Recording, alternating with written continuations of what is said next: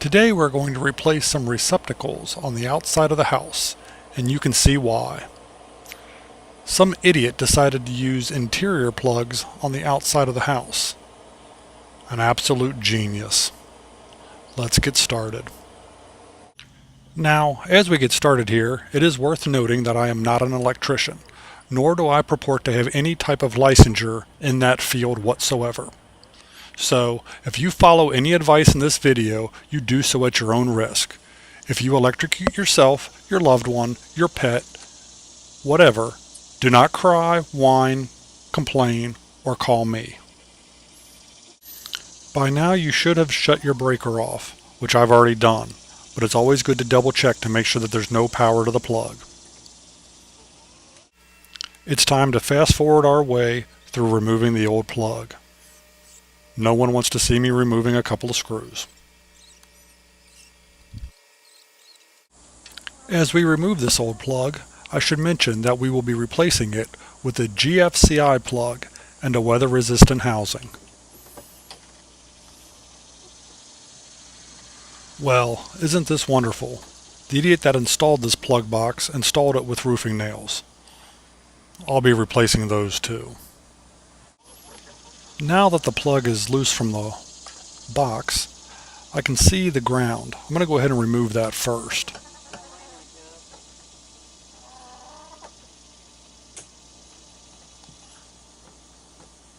There we go. Simple enough. There's not a lot of wire to work with here for the other wires in the back of the plug. There's not really a lot of room to work here, but I've got a very thin screwdriver that I'm slipping into the tabs in the back of the plug that will release the wires that have been pushed in to make the connection. Hopefully I won't be confusing you with all my technical non-electrician jargon I'll be using. So there we go. The plug's out of the box. And there's the old junk interior plug. Gone forever.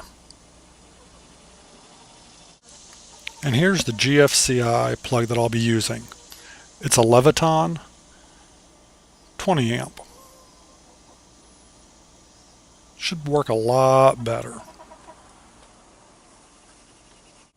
And I almost forgot, this will be the weather-resistant housing I'll be using. Okay, out with the old roofing nail.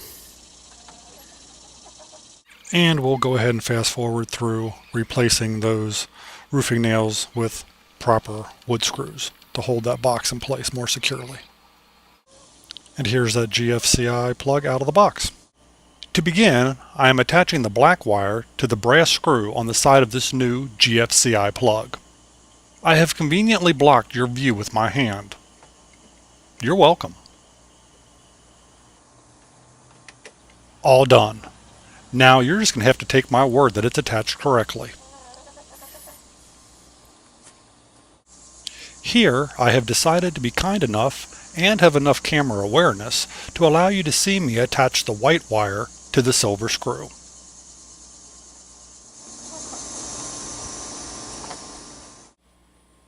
We can now slide the plug back into place and tighten it up with the provided screws.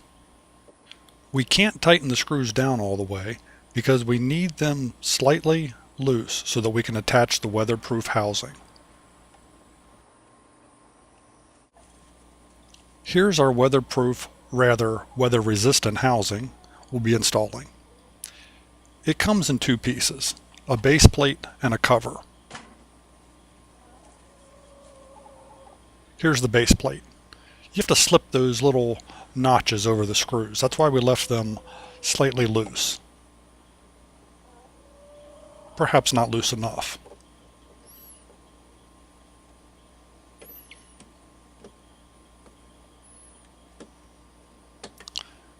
Once the base plate is in place, you can go ahead and tighten those screws up to give it a nice tight seal to the house or the siding. Let's fast forward again.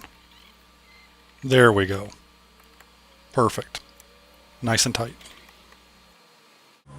Here's the cover. It installs either horizontally or vertically with this pin.